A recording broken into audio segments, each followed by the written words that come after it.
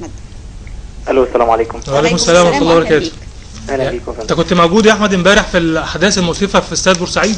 الحقيقه يا فندم انا كنت موجود بعد الاحداث في منطقه المستشفى الاميري بورسعيد، وطبعا حاله الاسى والحزن اللي كانت مسيطره على المدينه كلها للاسف، شباب وشيوخ ونساء واطفال واسر كامله كانت موجوده بتحاول انها تساعد في اي حاجه، تحاول انها تساعد في توصيل المصابين، تساعد انها تتبرع بالدم. فزي ما كنا زعلانين امبارح وزعلنا اكتر ان بعض الافراد وبعض الاشخاص وبعض الاتجاهات بتقول ان الشعب البورسعيدي شعب همجي او شعب مش قادر ان هو يتحمل مسؤولية او ان هو يظهر بصورة حضارية. للأسف الناس اللي بتقول الكلام ده اعتقد انها ما شافتش منظر الشعب البورسعيدي امبارح، الشباب والبنات. اوصف لنا وقول لنا ازاي اتجمعتم وازاي رحتم ساعتها. الحقيقة بعد ما يعني اقدر اقول لحضرتك من بعد ما بدأنا نسمع ان في سقوط اول ضحية، ربنا يعني يرحمهم جميعا ويصبر اهلهم. فطبعا الخبر تنقلناه عن طريق مواقع التواصل الاجتماعي الفيسبوك وتويتر وعن طريق الاتصالات التليفونيه، وبدانا يعني اصدقائنا الاطباء بداوا يتابعوا اذا كان في ارصده كافيه من الدم في المستشفيات وفي بنوك الدم الرئيسيه اللي موجوده في بورسعيد، وبدانا نجمع بعضنا. يعني كل شخص كنا يعني كل زميل من زملائنا او صديق من الاصدقاء كل واحد يكلم 5 من اصحابه، وبدانا نتجمع في اماكن مختلفه معروفه في بورسعيد زي ما كنا بننزل ايام التظاهرات في بدايه ثوره 25 يناير، وبدانا ان احنا نتوجه لبنوك الدم والمستشفيات اللي احنا عرفنا ان الحالات بتوصل ليها بعد تفاقم الاحداث. واللي لفت نظرنا ان زي ما قلت لحضرتك كان في عائلات كامله فعلا والله كانت بتنزل وكانت بتشارك وكانت بتحاول انها تعمل اي حاجه، ناس كبيره ويعني في عمر ابائنا وامهاتنا كانوا بينزلوا يحاولوا ان هم يعملوا اي حاجه، يجيبوا اي مستلزمات طبيه ناقصه.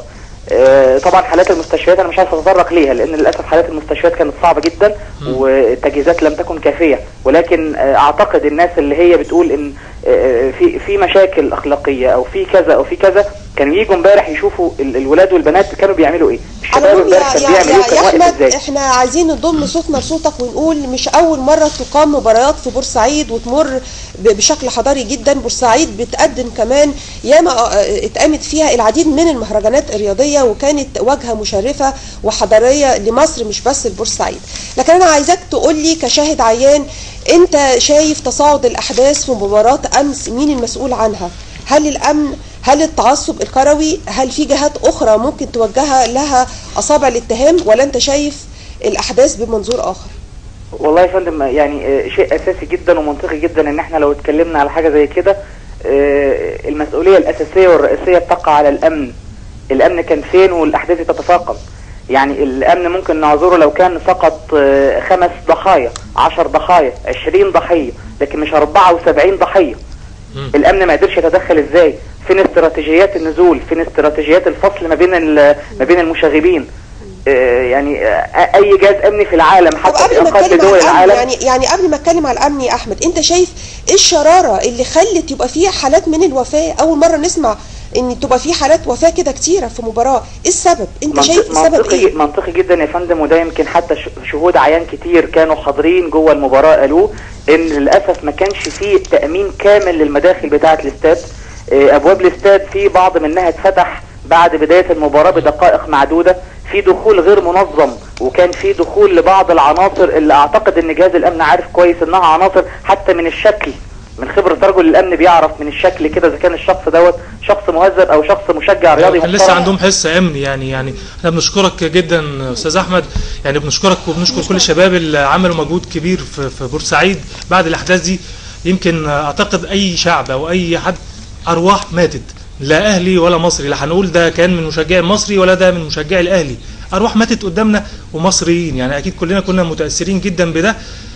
لكن احنا عايزين نتكلم عن بعد كده، احنا عايزين الموضوع يعني نفكر فيه برويه شويه. هنكمل كلامنا عادل مره ثانيه وهنرجع لك ثاني يا محمد، ولكن يعني احنا بنعذرك على المقاطعه، لا هنأخر الاتصال الهاتفي مرة تانية، ولكن هنرجع لك يا محمد مرة تانية وبنكمل كلامنا معاك كشاهد عيان على الأحداث وعلى ما حدث بالأمس في استاد بورسعيد. بنأسف يا محمد مرة تانية، ولكن هنكمل كلامنا بعد ما ناخد الاتصال هاتفي مع كابتن سعفان الصغير مدرب حراس المرمى بالنادي الإسماعيلي. ويعني يمكن مباراة الإسماعيلي والزمالك بالأمس تم إلغائها بعد تعقيبا على أحداث الأهلي والمصري. أولا بنرحب بكابتن سعفان، أهلا بيك معانا. برحب بحضرتك وكل المتواجدين مع حضرتك وأعزائي للشعب المصري في كل أخ وكل صديق لينا توفى امبارح. طبعا. تعليقك كابتن سعفان على المباراة والحدث الكروي الصعب اللي مرينا بيه أمس. أنت شايف إن هو موضوع تشجيع ولا ليه وجهة نظر تانية؟ لا أنا هتكلم بس على حاجة. أنا امبارح بين الشوطين لما جالنا خبر ان بورسعيد حصل فيها كوارث وناس توفت، خدنا قرار على طول احنا وكابتن حسن شحاته المدير الفني لنادي الزمالك بالغاء المباراه، ورحنا للحكم المباراه وفعلا اقنعناه اللي هو ما نكملش مباراه، والحمد لله كلنا نزلنا وقفنا دقيقه احداث في الملعب. دي كانت لفته طيبه جدا يا كابتن والله. الحمد لله لان احنا ما ينفعش نلعب شوط ثاني وناس بتهيص وفي ناس اخواتنا بيموتوا في بورسعيد. دي اول حاجه. ثاني حاجه انا بس بقول استاذ محمد اللي قاعد ضيف مع حضراتكم، ما ينفعش استاذ محمد. انا كمان بتكلم على اسماعيليه، يعني انا يوم ماتش مباراه المصري الاسبوع اللي فات لما جمهور الالتراس دخل ال10 دقايق وطلعوا، انا بكلم رتبه من وزاره الداخليه في اسماعيليه هنا، بس مش عايز اقول اسمه عشان لو قلت اسمه ممكن يقعد في البيت. تمام. بقول له ازاي ال 1000 واحد دول او 500 واحد دول انتوا فتحت لهم باب ودخلوا؟ قال لي اصل احنا يا كابتن سعفان عاملين اتفاقيه معاهم ان هم يخشوا يقعدوا 10 دقايق يظبطوا نفسيهم ويطلعوا تاني. قلت له يا سلام، للدرجه دي الداخليه بتقعد مع الالتراس ان هم يخشوا 10 دقايق؟ من امتى؟ هو من الاقوى يعني بالظبط كده. فخلصنا من دي وعدى ماتش اسماعيلي ومصر على خير. امبارح يعني اللي انا شايفه دوت، احنا جينا امبارح من طريق اسماعيليه، جينا من القاهره للسويس، السويس اسماعيليه، احنا ما جيناش طريق اسماعيليه الصحراوي طبعا من خوف الاحداث دي. بالظبط كده. جينا دخلنا بيوتنا الساعه 2 بالليل. انا بتفرج على احداث لغايه دلوقتي في التلفزيون، ما حدش يقول لي يا جماعه، حتى في اسماعيليه بلد اللي انا بقول اللي انا مولود فيها، ما حدش يقول لي دي كل مره يحصل يقول لك ايه قصدي قله قليله قله قليله. لا مش قله قليله دي يا جماعه، معلش 74 واحد ميت ونقول قله ايه؟ هنضحك على بعضينا. احنا كل يوم بنطلع ننقل نفسنا بشهدائنا. قله قليله عشان الاخ محمد اللي قاعد في الاستوديو يدافع عن بورسعيد او انا دافع عن اسماعيليه، يبقى كده البلد هتبوظ. معلش هو احنا برضو ما دافعناش عن شعب بورسعيد، احنا بنقول ان الجمهور غلطان، لكن في الغلط الاكبر والغلط قوي. انا عايز اسالك سؤال دلوقتي، انتوا كلكم رياضيين يا جماعه، هو النتيجه خلصت كام امبارح؟ 3-1 للمصري. يعني مين اللي كسبان ومين طبعا اللي فرحان؟ ما هو ده التساؤل الغريب اللي احنا كلنا بنقول عليه يا كابتن. كابتن سعفان بنقول ازاي المصري غالب وازاي هيقوم بالاحداث دي؟ ما هو ده سؤال برضو يعني عقليا كده ازاي يعني. حضرتك مين شايف مين حضرتك اللي قام بالاحداث؟ حد غير شعب بورسعيد او حد بلاش حد من القله غير يعني دول مش بورسعيديه؟ طب انا عايزه اقول لحضرتك برضه هوجه لك سؤال كابتن سعفان. الاهلي والمصري مش اول مره يلتقوا مع بعض، كتير جدا التقوا مع بعض والمصري اتغلب مش غلب. عمرك شفت المصري قام او الشعب البورسعيدي بهذه الاحداث قبل كده؟ لا عمرنا ما شفنا حتى ولا شفت حتى يبقى منطقيا وموضوعيا نقول ان الاسماعيلي ان المصري لما يغلب البورسعيديه هيقوموا بالعنف ده؟ يعني عقليا كده احنا حتى يعني او منطقيا مقبول عقليا الكلام ده كابتن سعفان؟ ازاي؟ يا فندم ما ينفعش. احنا اتغلبنا مره في استاد اسماعيليه 6 من النادي الاهلي وجمهور الاسماعيليه مشي، كانت فضيحه بالنادي الاسماعيلي، بس جمهور الاسماعيلي مشي وجمهور الاهلي مشي. بيحصل حاجات ايه في شارع رضا ان هو الجمهور نقول برضو قله قليله يضربوا الامن المركزي وكل واحد يروح على بيته. انما امبارح يا جماعه واحنا جايين في الاتوبيس اللعيبه انا عمال اقول نركب في عربيه مصفحه عشان خايفين حد يقابلنا على الطريق الصحراوي يطلعونا على السويس ومن السويس على اسماعيليه. كل ده عشان ايه؟ ما عادش في امان يا كابتن، ما عادش في اراء في اراء كابتن سعفان اتقالت النهارده من يعني وجهات نظر مختلفه، بيطالبوا بالغاء الدوري العام وفي طالبوا ان تقام المباراه بدون جمهور. خلاص يعتبر اتلغى. انت شايف كده الوضع اللي جاي بالنسبه لمصير الكوره والدوري ايه؟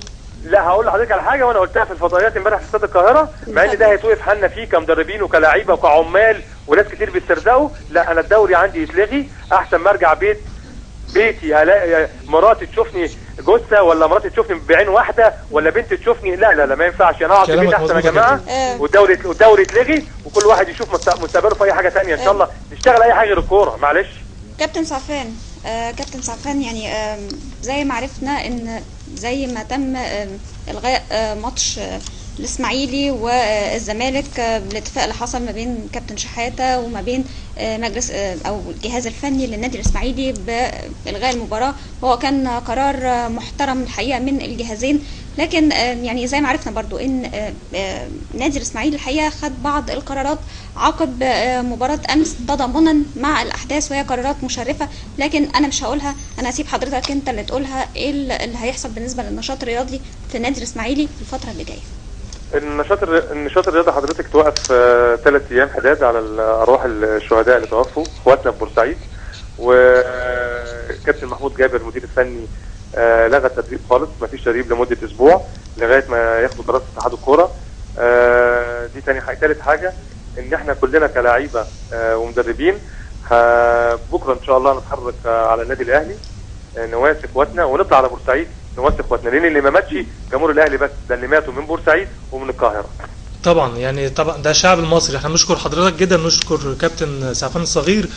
وطبعا هي دي الروح الرياضيه اللي بقت غايبه دلوقتي، يعني كنا طول عمرنا بنقول رياضه بتنمي عندنا روح رياضيه، ما فجاه ما بقاش في روح رياضيه، بقى في روح قتاليه، واللي رايح الملعب يا قاتل يا مقتول، الفريق بتاعي يا اما هيكسب يا اما انا هبهدل الدنيا. دلوقتي بقوا بيبهدلوا الدنيا، كسب تغلب ما عادش بتفرق معاهم، حاجه غريبه ما عادش ينفع فعلا. ويمكن يعني اخر جمله نقدر نقولها في ختام حلقتنا نقدر نختم بيها، يمكن زي ما قال الدكتور احمد عمر هاشم، لابد ان يكون المصريين كلهم على قلب رجل واحد. ما ينفعش المصريين او شبابنا كل طوائف الشعب بقى، ما ينفعش بعد ما كتبنا بايدينا اجمل ثوره في التاريخ، التاريخ المعاصر في العالم كله، بعد ما عملنا احلى ثوره في الدنيا، ما ينفعش ان يتكتب في تاريخنا الاحداث المؤسفه دي، ما ينفعش نخسر كل يوم شباب تاني واحنا قلبنا ما توجعش على اللي راحوا، لسه هنخسر ناس تانية. ما عادش ينفع، ما عادش في وقت للخساره ابدا. في نهايه حلقتنا بنشكر ضيفنا اللي كان موجود معانا استاذ محمد كمال، المصور الفوتوغرافي الهاوي وشاهد عيان على الاحداث بالامس. ويعني في نهايه الحلقه بس مش عايزين نختم قبل ما نهنيك بالجائزه الدوليه اللي انت حصلت عليها. احنا ممكن نختم بالصوره، يعني احنا ممكن ونتفائل كمان بالصوره ديت، يعني نظهر الصوره يعني اللي انت كسبت بيها الجائزه. يعني يا ريت رفيق يظهر لنا الصوره. محمد كسب جائزه دوليه وعايزين نعلق عليها، وهي عباره عن يافطه موجوده على عربيه مكتوب عليها مصر 25 يناير وشاب بيزقها، ونتمنى تبقى الصوره دي اللي بنختم بيها حلقتنا النهارده تبقى دفعه لينا قويه، ان فعلا يعني 25 يناير تكون دفعه لمصر، مش زي ما بيقال دلوقتي او عايزين يقولوا انها بترجع مصر دلوقتي. عايزين نتفائل ونزق مصر مع بعض كلنا قدام وما نرجعش بيها ورا، عشان احداث بسيطه جدا واحداث احنا ممكن نبعد عنها، يعني الحمد لله على كل شيء، بس اهم حاجه نتلافى كل الاحداث ديت في المستقبل، كلنا نعرف الغلطه اللي احنا غلطنا فيها والاخطاء اللي بنقع فيها عشان ما نقعش فيها مره ثانيه. انا بشكرك جدا محمد على وجودك معانا النهارده، وبنهنيك مره ثانيه. حاجه يعني ختاميه كده، اللي حصل امبارح مش بورسعيديه والقاهره وكده، مصريين تسببوا في قتل مصريين بالظبط تانيين.